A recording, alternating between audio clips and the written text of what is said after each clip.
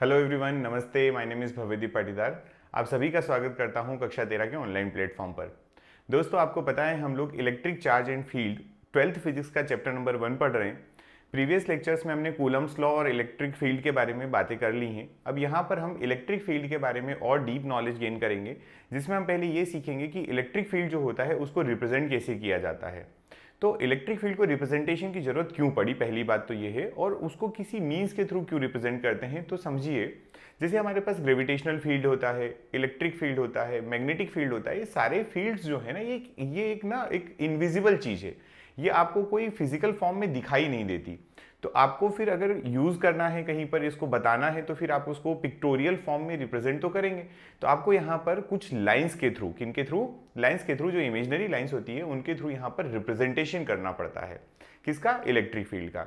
ऐसे ही जब आप 4th चैप्टर में मूव ऑन करेंगे, 5th चैप्टर में पहुंचेंगे, तो वहां पर हम लोग मैग्नेटिज्म के बारे में पढ़ेंगे। वहां पर हम कहेंगे कि हम मैग्नेटिक फील्ड को रिप्रेजेंट कर रहे हैं। 11th की फिजिक्स पढ़ते हैं, वहां पर जब आप ग्रेविटी पढ़ते हैं तो वहां पर ग्रेविटेशनल फील्ड होता है। तो ये जो जितने भी फील्ड्स जो आपको मैंने अभी नाम लिए, ये सब इनविजिबल हैं, और इनविजिबल होने की वजह से इनको हमें क्या करना पड़ता है, लाइंस के थ्रू, जिन्हें हम वेक्टर्स भी कह सकते हैं, जिनमें डायरेक्शन होती है क्योंकि इनकी डायरेक्शंस होती हैं, उन्हें हम रिप्रेजेंट करते हैं थ्रू लाइंस और इमेजिनरी लाइंस। तो मैंने यहाँ पर एक ब्रीफ लाइंस आपको लिख कर दे दी है कि हमारा इलेक्ट्रिक फील्ड लाइंस जो होती हैं उनको इलेक्ट्रिक फील्ड लाइंस भी कहते हैं और इलेक्ट्रिक फोर्स लाइंस भी कहते हैं। ठीक है, फोर्स भी रहेगा तब भी गलत नहीं है। ये क्या है? तो representation of electric field through lines, bracket में यहाँ लिखा वेक्टर, मतलब इनके पास क्या होना चाहिए, डायरेक्शन होना चाहिए। ऐसा इसलिए लिखा है क्योंकि जो हमारी लाइंस होती है ना, हम उनको कुछ इस तरीके से दिखाते हैं। लाइंस जो होती है उनको हम ऐसे दिखाते हैं। तो ये आपका क्या हो गया, ये तो वेक्टर हो गया, और वेक्टर होगा तभी तो हमें पता चलेगा कि इलेक्ट्रिक फील्ड की डायरेक्शन भी है, राइट। इसलिए हमने ये बेसिक बात की है। अब जो इसका इंपॉर्टेंट क्वेश्चन जो आपके पेपर में आता है, पेपर में पूछा जाता है, और सीधा आपको ये 4 मार्क्स या 3 मार्क्स में आ जाएगा, या तो फिर आपको ये ऑब्जेक्टिव में आ सकता है। इसके कई सारे क्वेश्चन बन सकते हैं। आप हेडिंग पढ़ पा रहे होंगे, लिखा हुआ है properties of electric field lines. ठीक है, हमें क्या देखना है, properties of electric field lines देखना है, इलेक्ट्रिक फोर्स लाइन, जो भी आप कहें। अब ये किस तरीके से न्यूमेरिकल में आ जाता है, सॉरी न्यूमेरिकल नहीं, किस तरीके से थ्योरी क्वेश्चन में आता है, और किस तरीके से ये आपका ऑब्जेक्टिव या फिर आपका जो है एमसीक्यू या फिर जो फिल इन द ब्लैंक्स वगैरह जो भी ट्रू फॉल्स में बन सकता है। तो इनको 1 बाय 1 पढ़ते हैं। एटलीस्ट आपको आपकी एग्जाम में अगर ये 4 मार्क्स में आता है तो 6 प्रॉपर्टीज लिखना है विद डायग्राम, और अगर मान लीजिए 5 मार्क्स में आ जाता है तो आप इसको फिर 6 या 7 प्रॉपर्टीज लिखेंगे विद डायग्राम। तो यहाँ पर मैंने दोनों कोशिश की है, पॉइंट्स भी लिखे हैं और उसको डायग्राम के थ्रू एक्सप्लेन भी किया है, जो कि डायग्राम आपको एग्जाम में बनाना है। सबसे पहला पॉइंट पढ़ते हैं। अगर हम प्रॉपर्टीज की बात करें तो फर्स्ट प्रॉपर्टी ये है कि these lines are imaginary lines. ये बात हमने अभी भी की कि इमेजिनरी होती है, क्योंकि एक्चुअल में ऐसी कोई लाइन नहीं होती, ये केवल रिप्रेजेंटेशन ही, केवल बताने का तरीका है। तो these are imaginary lines, right, imaginary lines. And आगे क्या लिखा हुआ है वो भी देखिए कि ये इमेजिनरी लाइन है, पहली चीज, और लिखा है कि कंटिन्यूअस लाइंस। ये कैसी होती हैं? कंटिन्यूअस होती है, इनमें कोई भी बीच में ब्रेक नहीं होता, ये टूटी फूटी नहीं होती है। तो यहाँ से 2 पॉइंट इंपॉर्टेंट है, इन्हीं दोनों को मेंशन करते हुए अपना एक पॉइंट बना दीजिए कि electric field lines are imaginary lines and they are continuous curve, मतलब they have no breaks in the path, उनके कोई भी पाथ में ब्रेक नहीं होगा। क्लियर? ये बात सिंपल है, पहला पॉइंट तो कोई बड़ी बात नहीं, इसका एक्सप्लेनेशन बाद में देखेंगे।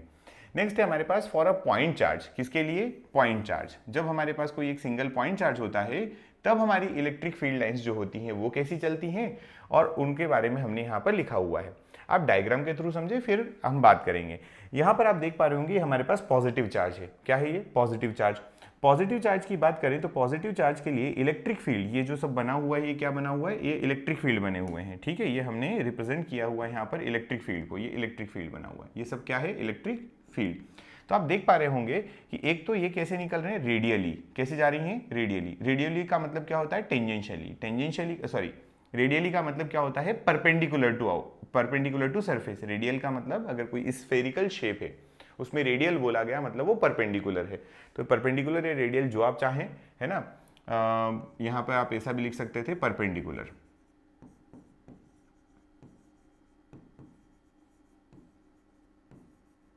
परपेंडिकुलरली, ठीक है। तो आउटवर्ड डायरेक्शन में जा रही, किस में जा रही? आउटवर्ड। तो हम कहेंगे कि इलेक्ट्रिक फील्ड जो है वो पॉजिटिव चार्ज से, या आइसोलेटेड पॉजिटिव चार्ज से, या सिंगल पॉजिटिव चार्ज से रेडियली आउटवर्ड जाता है। वहीं पर आप बात नोटिस करें नेगेटिव की, किसकी, नेगेटिव की। नेगेटिव जब आप देखेंगे तो यहां पर आपको क्या दिखाई देगा, देखिएगा ये आपका नेगेटिव चार्ज हो गया एक, ठीक। ये जो नेगेटिव चार्ज है, इस नेगेटिव चार्ज में इलेक्ट्रिक फील्ड जो है, इलेक्ट्रिक फील्ड जो है वो आ रहा है, मतलब इलेक्ट्रिक फील्ड की जो डायरेक्शन है वो इनसाइड है। इलेक्ट्रिक फील्ड आप देखेंगे तो आपको इलेक्ट्रिक फील्ड कैसा दिखाई दे रहा है, इनसाइड, मतलब ये टूवर्ड्स चार्ज आता है। वो भी कैसा दिखाई देगा, वो भी आपको परपेंडिकुलर दिखाई देगा, मतलब इसको आप रेडियली बोल सकते हैं। लाइंस भी देख लीजिए फिर से, for a point charge electric field lines is radially move outside और inside according to the nature of charge. Nature of charge के अकॉर्डिंग हो जाएगा।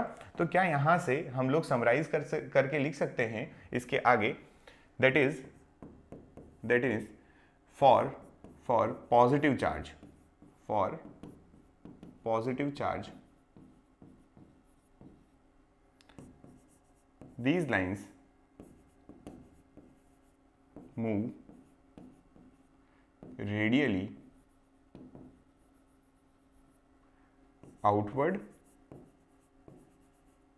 and for negative charge they move radially inward, है ना। आप ये पूरी बात लिखें, आप ये पूरी बात लिखें कि ऐसा होता है, ठीक। क्योंकि अगर आप ये लिख देंगे नेचर ऑफ द चार्ज, केवल नेचर ऑफ द चार्ज लिखेंगे तो फिर वो बताएगा कौन उनको कि पॉजिटिव अगर चार्ज हुआ तो कहां जाएगी और नेगेटिव चार्ज हुआ तो कैसे जाएगी। क्लियर। चलिए, ये दो प्रॉपर्टी है। उसके बाद नेक्स्ट प्रॉपर्टी की बात करते हैं। थर्ड देखिए, लिखा है electric field lines are start from positive charge and ends at negative charge. अगर आपको एक सिस्टम ऑफ चार्ज दिया है, क्या दिया है, सिस्टम ऑफ चार्ज, जिसमें दो चार्जेस हैं, तो वहां पर बात करते हैं, ये क्या हो गया, पॉजिटिव चार्ज, ये क्या हो गया, नेगेटिव चार्ज। तो कहां से स्टार्ट हुई, पॉजिटिव से स्टार्ट होती है और कहां एंड हो जाती है, नेगेटिव पर। तो ये लाइन याद रखें कि अगर कोई सिस्टम ऑफ चार्ज है जिसमें एक पॉजिटिव एक नेगेटिव है, तो बात करेंगे पॉजिटिव से स्टार्ट होती है और नेगेटिव पे एंड हो जाती है। नेक्स्ट पॉइंट पे आइए, the point where density of electric field lines is higher than at that point magnitude of electric field. ये क्या बोलना चाह रहा है, ठीक। एक minute, the point where density of electric field lines is higher, इसको 1 सेकेंड, है ना, इसको ऐसे नहीं करिए, इस पॉइंट को और इजी बना देते हैं।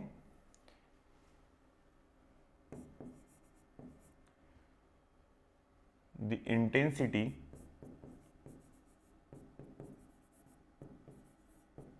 of electric field is also high, ठीक है। इसका क्या मतलब है, अब ये समझिए, ठीक। ये वाली बात जो है वो ठीक है अपनी जगह, जो भी इन्होंने लिखा, लेकिन हम लोग अपनी तरफ से पढ़ते हैं। हम ये समझ रहे हैं कि अगर मान लीजिए, एक सेकेंड,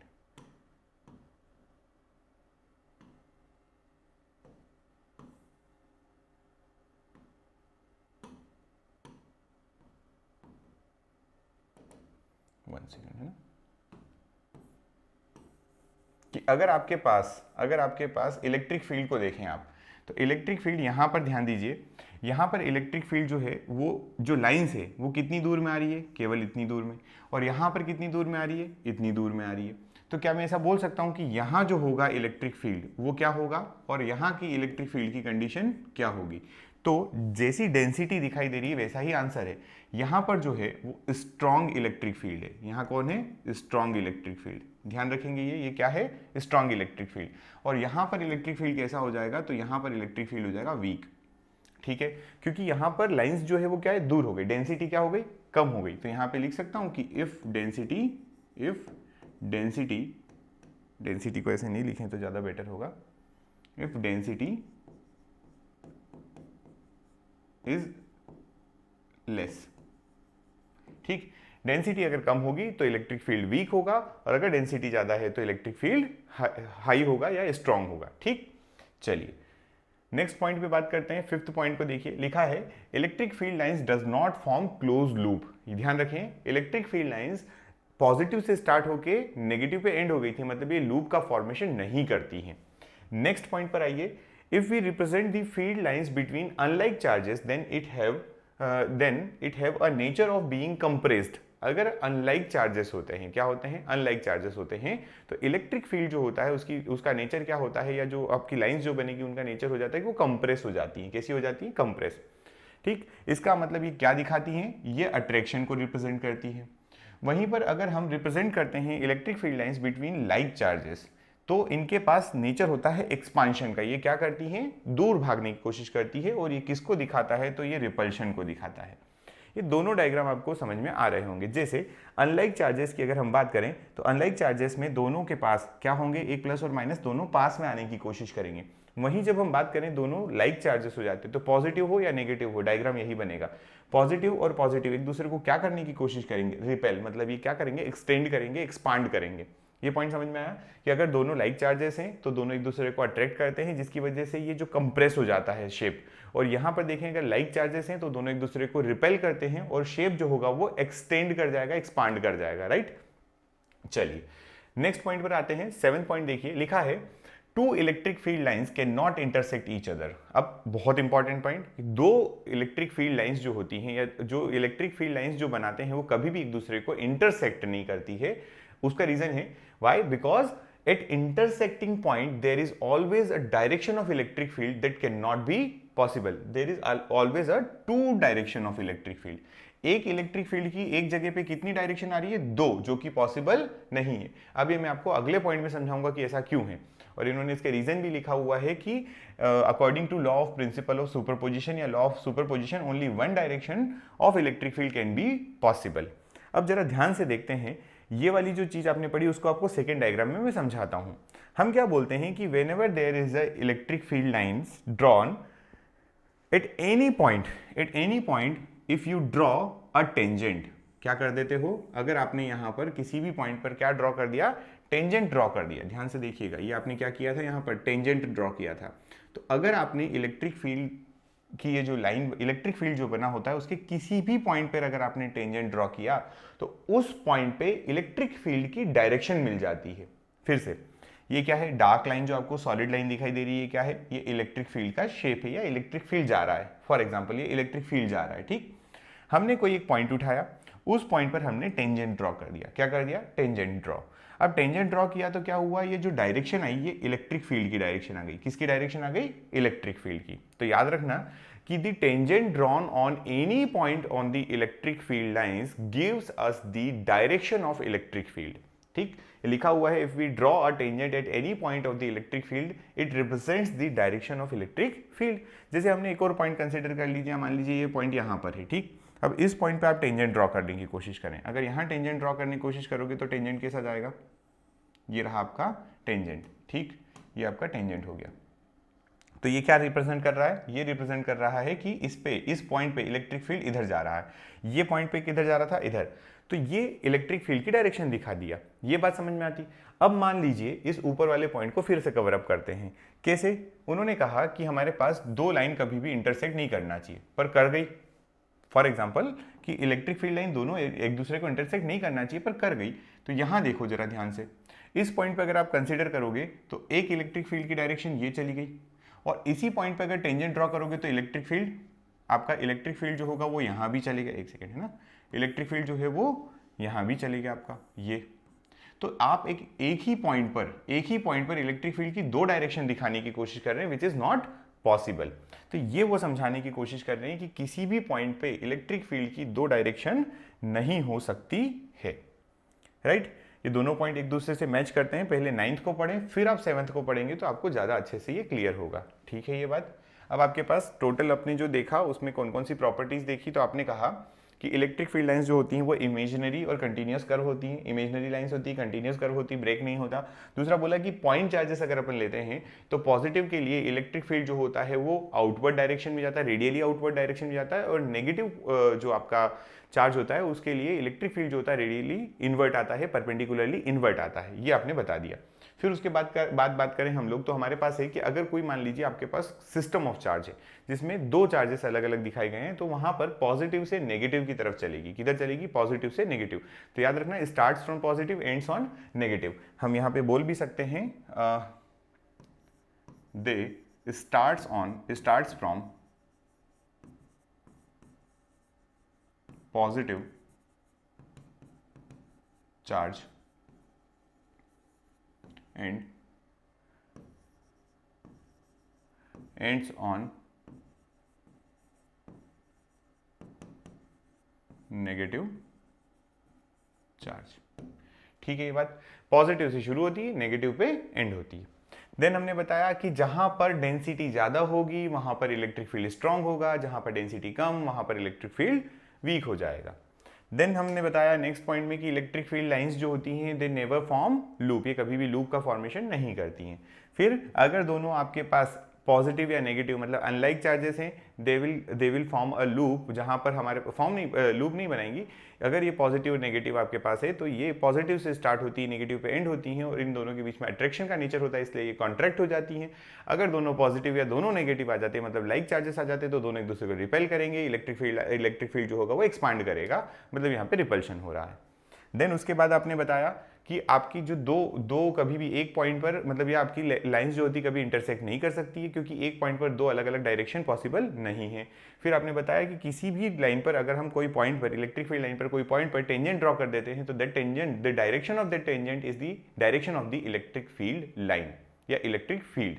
समझ गए बात? तो ये आपके पास टोटल कुछ पॉइंट्स है, मैंने 8 पॉइंट है ना, 8 पॉइंट्स आपको मेंशन करवा दिए हैं। अब इन 8 पॉइंट्स में से आप 5 to 6 पॉइंट्स तो एटलीस्ट आपको पेपर में लिखकर आने होंगे।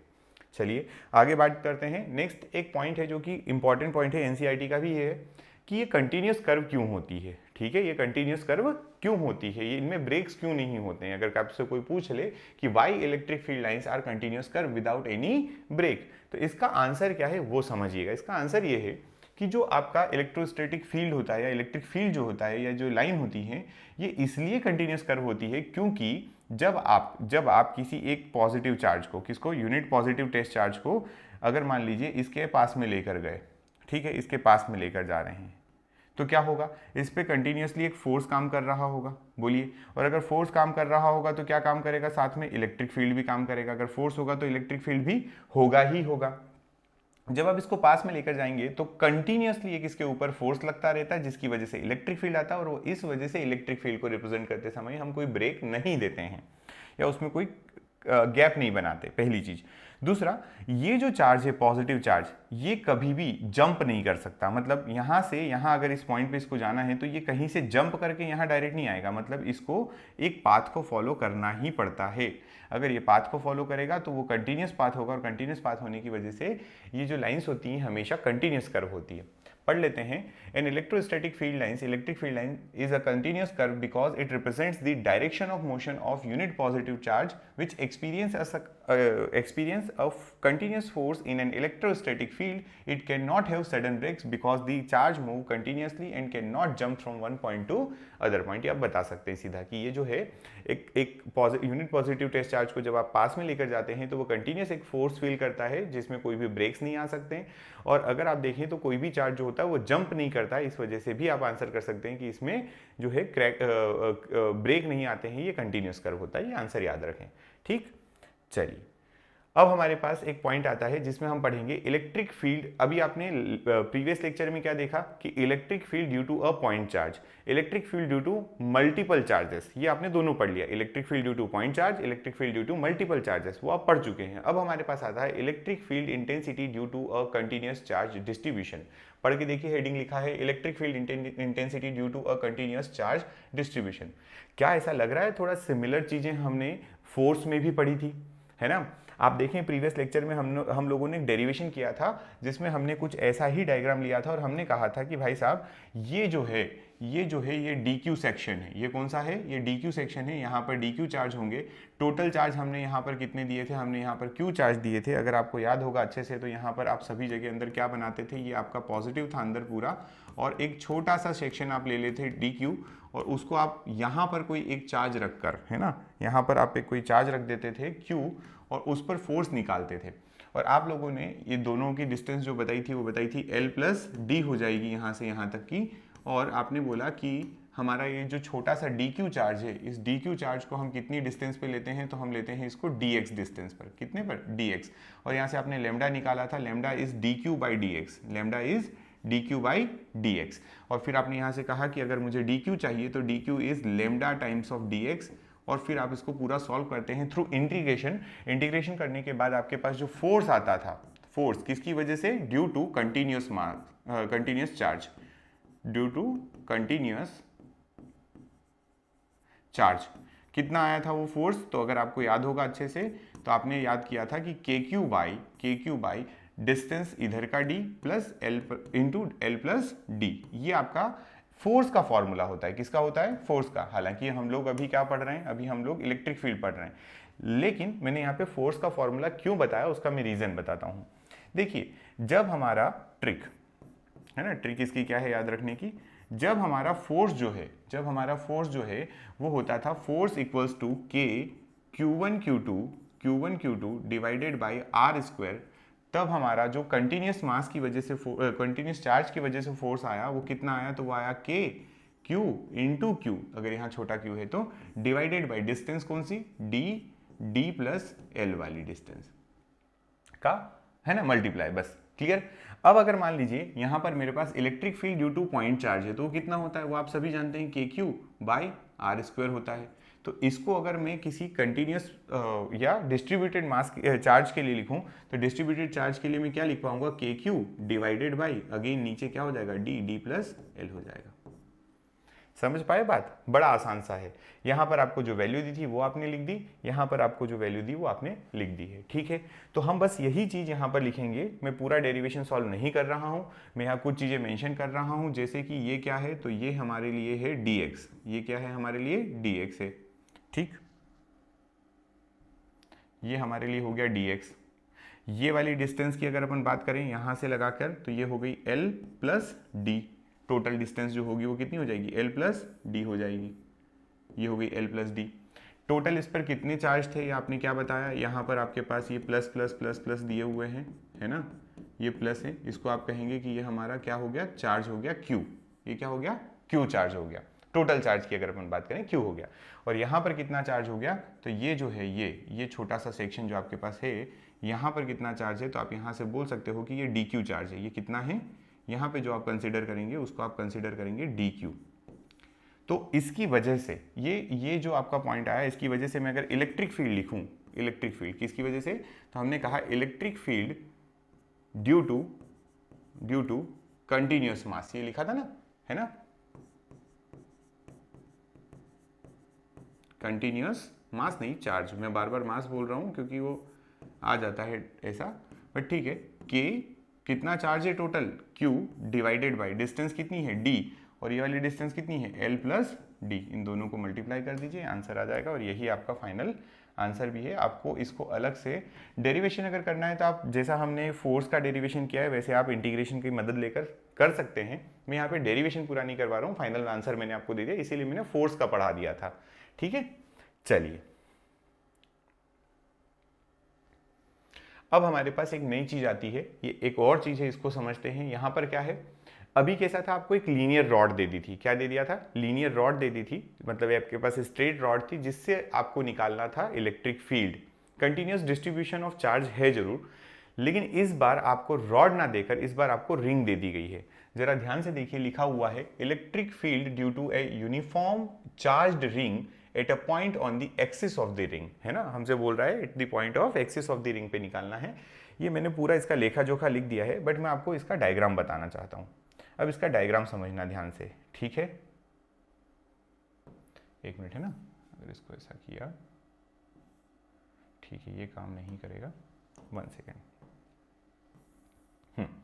ये देखिए, हम रिंग बना रहे हैं, क्या बना रहे हैं हम लोग, रिंग बना रहे हैं। ये रही आपकी एक रिंग, और इस रिंग को अगर हम बोलें कि ये रिंग जो है वो थिन रिंग है, तो मैं थोड़ा सा यहाँ से एक चीज़ और ऐड करना चाहूँगा, और वो होगी ये।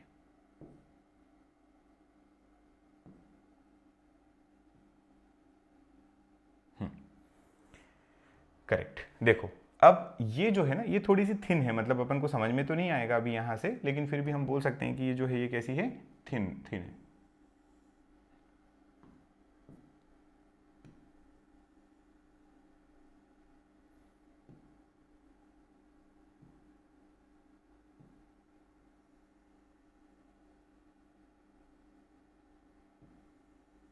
ठीक है, अब इसके बारे में और बातें करें। जैसे इसका ये हो गया सेंटर, ये क्या हो गया, सेंटर मान लेते हैं। सेंटर से एक एक्सिस पास हो रहा है, क्या पास हो रहा है, सेंटर से एक एक्सिस पास हो रहा है, वो रहा ये एक्सिस। ठीक आया, ये उसका एक्सिस हो गया। ठीक, इस एक्सिस पर कहीं एक पॉइंट है, इस एक्सिस पर कहीं एक पॉइंट दिया हुआ है, दैट पॉइंट इज, ये पॉइंट ले लो, ये पॉइंट रहा वो। इस पॉइंट को आपने बोल दिया कि ये पॉइंट जो है वो P है, ये पॉइंट आपने क्या कह दिया, ये पॉइंट P है। ठीक, ये P पॉइंट आपने ले लिया। अब हम क्या करते हैं, हमें इस P पॉइंट पर इलेक्ट्रिक फील्ड चाहिए, किसकी वजह से, इस रिंग की वजह से। और रिंग के बारे में क्या लिखा है कि यूनिफॉर्मली चार्ज्ड है, तो मैं क्या ऐसा बोल सकता हूं कि इसके ऊपर चार्ज होंगे, क्या होंगे, चार्ज। ये लो, हमने पॉजिटिव ही ले लिया अभी फिलहाल में, समझने के लिए क्या फ़र्क पड़ता है, पॉजिटिव लो नेगेटिव लो कोई फ़र्क नहीं पड़ेगा। इसके ऊपर कैसे चार्ज हैं, तो आपने कहा कि सर पॉजिटिव चार्ज हैं, क्या हैं, सारे पॉजिटिव चार्ज हैं, यूनिफॉर्मली डिस्ट्रीब्यूटेड हैं इसके ऊपर। ठीक, चलिए अब हम क्या करते हैं कि हमने कहा ये जो हमारा पॉइंट है ये सेंटर से कितनी डिस्टेंस पर है। हमने क्या कहा, ये जो हमारा पॉइंट है ये सेंटर से कितनी डिस्टेंस पर है, तो आप ले लीजिए इसकी कुछ डिस्टेंस, आप इसकी क्या ले लीजिए, डिस्टेंस ले लीजिए।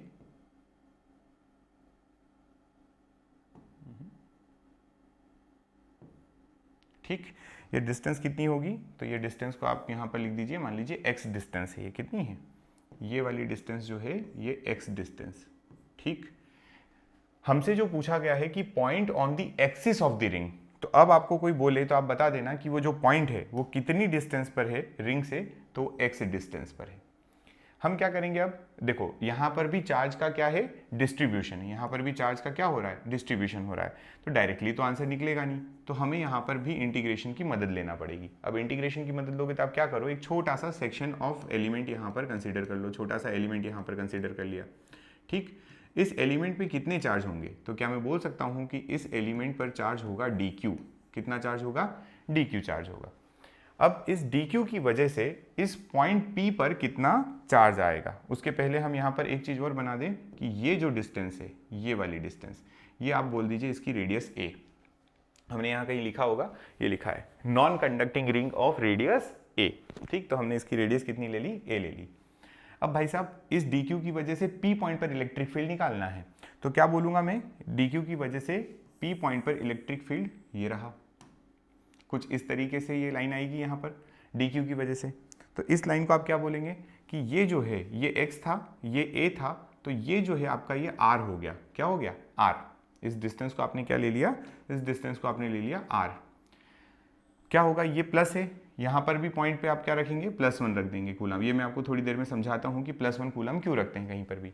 तो क्या होगा, प्लस और प्लस क्या करेंगे, रिपेल करेंगे, रिपेल करेंगे तो इसकी डायरेक्शन जो है वो इधर चली जाएगी। ठीक, उसके बाद अब क्योंकि यहाँ पर आप देखें ये एंगल हम कंसिडर करते हैं थीटा, ठीक है, तो यहाँ पर भी एंगल बन जाएगा थीटा, कितना एंगल बन जाएगा, थीटा। वैसे ही एक छोटा सा सेक्शन आप यहाँ कंसिडर करेंगे DQ का ही, किसका करेंगे, DQ। ये DQ जो कंसिडर करेंगे, इस DQ का इस पॉइंट P पर अगेन आपको क्या मिलेगा, एक एलिमेंट। ठीक, इस एलिमेंट का वहाँ पर इलेक्ट्रिक फील्ड मिलेगा। इस इलेक्ट्रिक फील्ड को निकालें अगर हम, तो इसकी भी डायरेक्शन कैसी हो जाएगी, इसकी डायरेक्शन भी ऐसी हो जाएगी, बोलिए। और इसका एंगल भी कितना लिया हमने, DQ, और ये भी कितना हो जाएगा, तो ये भी R हो जाएगा। ठीक है, ये डायग्राम थोड़ा बहुत समझ में आया होगा आपको। अब इस डायग्राम को मैं एक बार और बनाने की कोशिश करता हूं जिससे आपको और पिक्चर क्लियर हो जाए। देखिए, ध्यान से सुनना है ना। हमने बोला कि हमारे पास एक रिंग ये है और उसके ऊपर हमने ये सेकंड रिंग बना दी। ठीक, इसके सेंटर से क्या निकल रहा है, इसके सेंटर से एक एक्सिस पास हो रहा है, इसके सेंटर से एक एक्सिस पास हो रहा है। ठीक है, ये इसके सेंटर से एक्सिस पास हुआ। इसके किसी पॉइंट P पर हमें क्या निकालना है, इलेक्ट्रिक फील्ड निकालना है। तो हम इस पे क्या था, पूरा इस पे था Q, जिसका हमने एक छोटा सेक्शन यहाँ से और एक छोटा सेक्शन यहाँ से, ये दोनों लिए। ये क्यों लेते हैं वो भी मैं आपको बता दूंगा थोड़ी देर में, बस आप अभी सुनते जाइए। यहाँ से लगाकर यहाँ तक आपने वैल्यू निकाली, ये वैल्यू कितनी है वो देखते हैं। यहाँ से लगाकर देन यहाँ से लगाकर यहाँ पर भी एक वैल्यू निकलेगी, वो वैल्यू भी कितनी है वो भी देखते हैं। हमने इसकी कुछ वैल्यूज बोली, जैसे यहाँ से लगाकर ये डिस्टेंस जो है पॉइंट की वो x है, इस पॉइंट की डिस्टेंस कितनी है, तो x है ये पॉइंट की डिस्टेंस। इसकी रेडियस अगर आप मुझसे पूछें कि सर इसकी रेडियस कितनी लेना, तो आप ले लीजिए जो हमने कंसिडर किया है a, ठीक, और ये वाली डिस्टेंस कितनी हो जाएगी, तो ये हो जाएगी r, ठीक। अब क्या होगा, अगर यहाँ पे प्लस चार्ज क्या है, प्लस, तो इसकी डायरेक्शन जाएगी इधर की तरफ, इलेक्ट्रिक फील्ड। अब इलेक्ट्रिक फील्ड किसकी वजह से आ रहा है, dq की वजह से। किसकी वजह से आ रहा है, dq, टोटल क्यू नहीं है। अगर यहाँ पर dq कंसीडर किया गया था तो इलेक्ट्रिक फील्ड भी तो छोटा बनेगा, तो हमने बोल दिया इलेक्ट्रिक फील्ड कितना हो जाएगा, de। इस dq की वजह से इलेक्ट्रिक फील्ड की डायरेक्शन क्या हो जाएगी, ये रही इलेक्ट्रिक फील्ड की डायरेक्शन de। यहाँ तक पिक्चर क्लियर होगी। अब हमने एंगल भी कंसीडर किया, हमने ये कहा थीटा, तो ये भी एंगल कितना लिया, थीटा। अगर ये दोनों थीटा है तो ये वाला एंगल भी थीटा हो जाएगा और ये वाला एंगल भी थीटा हो जाएगा, ठीक। अब इसके बाद क्या आगे, नेक्स्ट, तो ध्यान से देखिए, जब आप इस DE का एलिमेंट लेंगे या आप इस DE को बाइफरकेट करेंगे तो एक आपका निकल के आएगा DE cos थीटा इधर। क्यों ऐसा आया, क्योंकि देखो थीटा इसके साथ लगा हुआ था, और इसी का आ जाएगा DE sin theta, DE sin theta, क्योंकि आपका थीटा इसके साथ एंगल है तो ये परपेंडिकुलर 90 डिग्री पे क्या हो जाता है, साइन थीटा। इस DE का देखोगे तो इधर एक और DE आएगा और वो आएगा DE cos थीटा। कितना आएगा, DE cos थीटा। तो इस DE का एक फैक्टर इधर आएगा, that is DE sin theta, ठीक है ना। यहां तक बात समझ में आ गई हो तो अब जरा ध्यान दीजिएगा, हमारे पास रिंग जो है, हमारे पास जो पूरी रिंग है, उस पूरी रिंग पर भाई साहब एक पॉइंट अगर इधर होगा, एक पॉइंट अगर टॉप पे होगा, तो जस्ट अपोजिट साइड एक पॉइंट फिर सामने भी तो होगा। जैसे हमने यहाँ एलिमेंट लिया तो यहाँ भी तो ले सकते हैं, इधर अगर एलिमेंट लोगे तो यहाँ भी तो ले सकते हो। तो जब आप इन दोनों का रिजल्टेंट देखोगे तो ये साइन थीटा और साइन थीटा वाला फैक्टर हमेशा कट जाएगा, और जो ये आपके DE cos थीटा हैं ये दोनों हमेशा ऐड होते जाएंगे। क्या होते जाएंगे, ऐड होते जाएंगे। अब हम इसका कर देंगे इंटीग्रेशन फॉर होल रिंग, ठीक है। हम क्या कर देंगे, इंटीग्रेशन। तो यहां से मैं एक छोटी सी लाइन लिखना चाहता हूं कि the electric field, the electric field at point P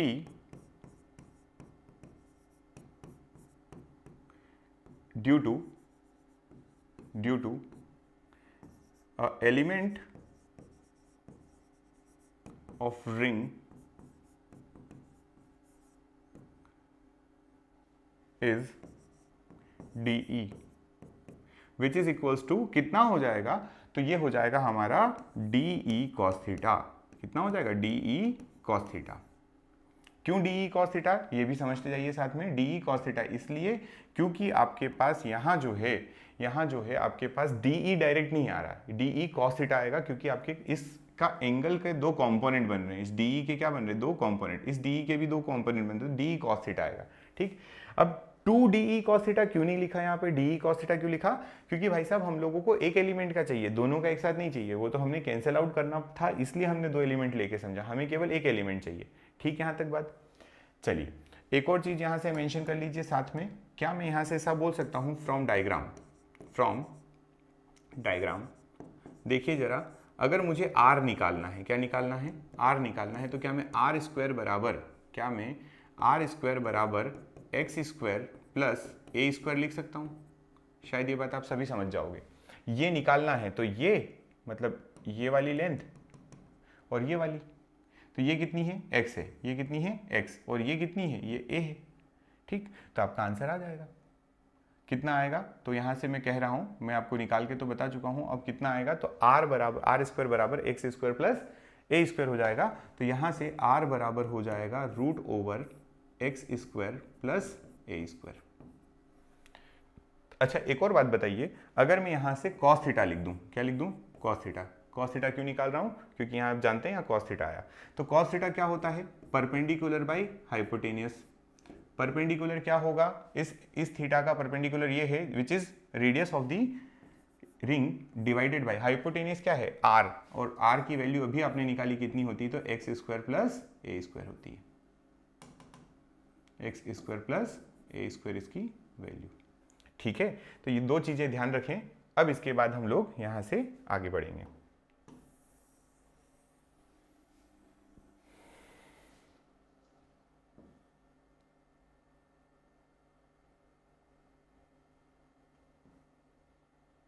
ठीक, चलिए अब हमें क्या करना है, अगर हमें इसको पूरे को इंटीग्रेट करना है तो हम यहां पे लिख रहे हैं to get the total electric field due to the ring. हम क्या करेंगे, हम DE जो है इसको इंटीग्रेट कर देंगे DE cos थीटा को, किसको, DE cos थीटा को। अब पहली बात तो ये कि E क्या होता है, E होता है KQ by r square, KQ by r square. मेरे पास यहाँ E की जगह क्या है, मेरे पास यहाँ पर DE है, मेरे पास K तो कांस्टेंट होगा, Q की जगह क्या है तो वो DQ है, डिवाइडेड बाई R की जगह क्या है तो R की जगह जो R स्क्वायर की जगह क्या है तो R square is x square plus a square. जरा ध्यान से देखिए, क्या आर स्क्वायर बराबर x square plus a square है, तो हमने वही मेंशन कर दिया x square plus a square. ये डीई की वैल्यू हुई। ये जो डीई की वैल्यू आई है, इस डीई की वैल्यू को उठा के आप यहाँ पर प्लेस कर दीजिए। जब आप इस वैल्यू को यहाँ पर प्लेस करेंगे तो आपके पास ये इक्वेशन जो है ये क्या बन जाएगी, इक्वेशन बन जाएगी डीई बराबर यहाँ से क्या हो जाएगा, ये आपका ये हो जाएगा k into d q divided by x square plus a square into cos theta. ठीक,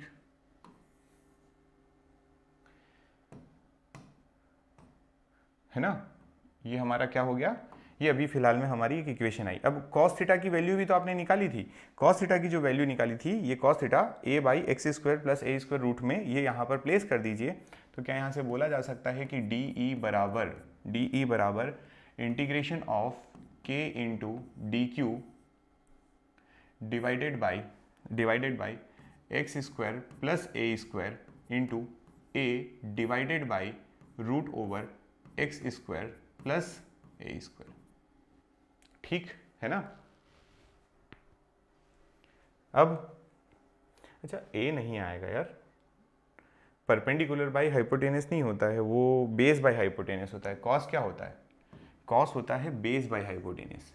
तो बेस कितना होगा, x होगा, ये गलती कर दी ना, ये होगा x। ठीक है, तो कॉस की जो वैल्यू रखोगे ये a ना रखकर यहाँ पर आप रखोगे x, कितना रखोगे, ये x आएगा। ठीक, अब आगे नेक्स्ट क्या क्या कॉमन है यहाँ से वो निकाल लीजिए। क्या कॉमन है या कांस्टेंट है, तो k, x भी क्या है, डिस्टेंस फिक्स है, डिवाइडेड बाई, जरा इन दोनों को मैं ऐसा लिख सकता हूँ क्या, x square plus a square की पावर 3/2, है ना। क्यों, क्योंकि ये क्या है, ये 1 है और ये 1/2 है, 1 और 1/2 दोनों ऐड होंगे तो कितनी 3/2 आएगी, और बचा क्या मेरे लिए यहाँ पर डी क्यू बच गया। ठीक, और ये आया मेरा इंटीग्रेशन। अगर मैं इधर भी कर देता हूँ तो ये इलेक्ट्रिक फील्ड आ जाएगा, और अगर मैं इलेक्ट्रिक फील्ड ऑन एक्सिस निकालता हूँ, तो कितना आएगा फाइनली, जरा ध्यान से देखिए, डी क्यू का पूरा इंटीग्रेशन कितना हो जाएगा, क्यू, तो आ जाएगा के Q into x divided by x square plus a square की पावर 3/2।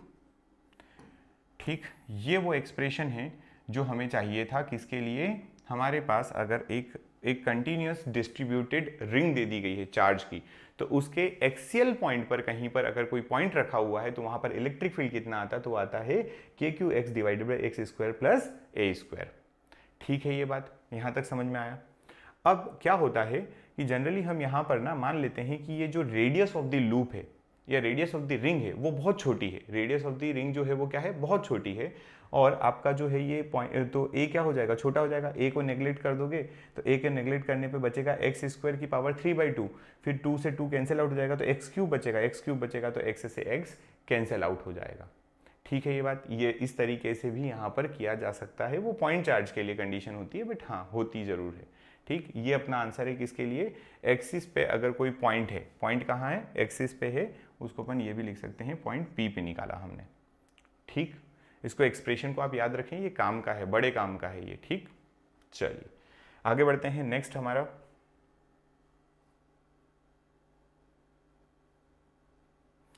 अब एक चीज और समझिए यहां से कि आपने अभी क्या बोला कि आपके पास एक 2-3 बातें हो गई हैं, मैं 2-3 बातों को समराइज कर देता हूँ। पहली चीज़, या इसको मैं नोट करके ही लिख देता हूँ ताकि आपके लिए ठीक रहे।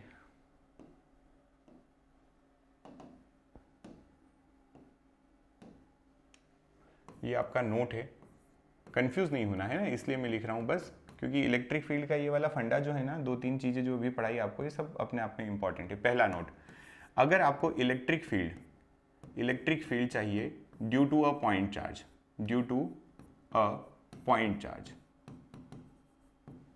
तो वो कितना हो जाता है? वो हो जाता है आपका E इक्वल्स टू के क्यू अपॉन आर स्क्वायर। ठीक, अगर हमें दूसरा दिया गया है कि इलेक्ट्रिक फील्ड निकालना है, electric field due to multiple charges,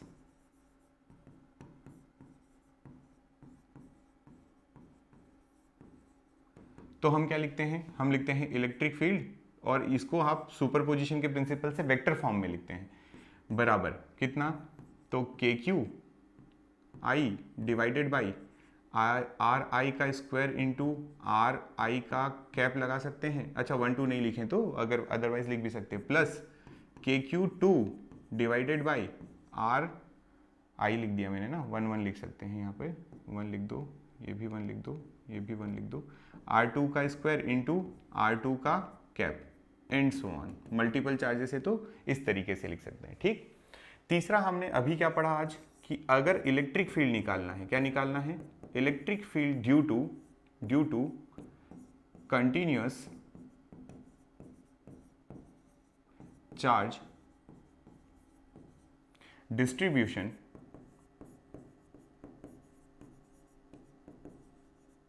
over the length, तब आपका आंसर जो आता है, इलेक्ट्रिक फील्ड जो आता है आपका, तब कितना आता है इलेक्ट्रिक फील्ड? वेक्टर फॉर्म नहीं लिखें तो नॉर्मली लिख देते हैं, तो आता है K into q divided by, अगर पूरा हमारे वो लिए होगा तो D into d plus l. ठीक, और फोर्थ आपने अभी पढ़ा, इलेक्ट्रिक फील्ड ड्यू टू अ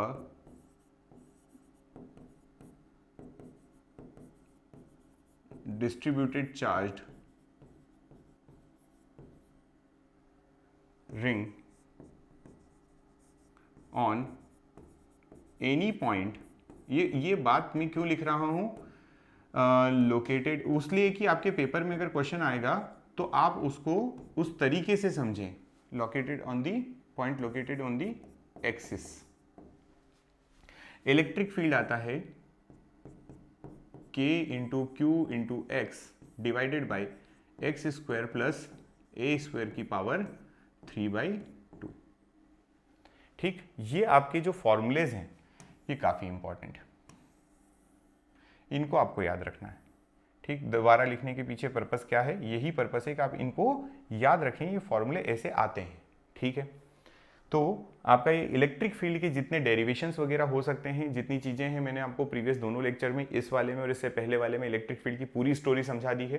ये इलेक्ट्रिक फील्ड को कवर करें, उसके बाद जो है हम लोग नेक्स्ट सेशन में इससे रिलेटेड और प्रीवियस चैप्टर का मर्ज होकर, मतलब प्रीवियस कंटेंट का मर्ज होकर जो न्यूमेरिकल्स बनते हैं उनके बारे में पढ़ेंगे। मिलते हैं नेक्स्ट सेशन में। Thank you so much.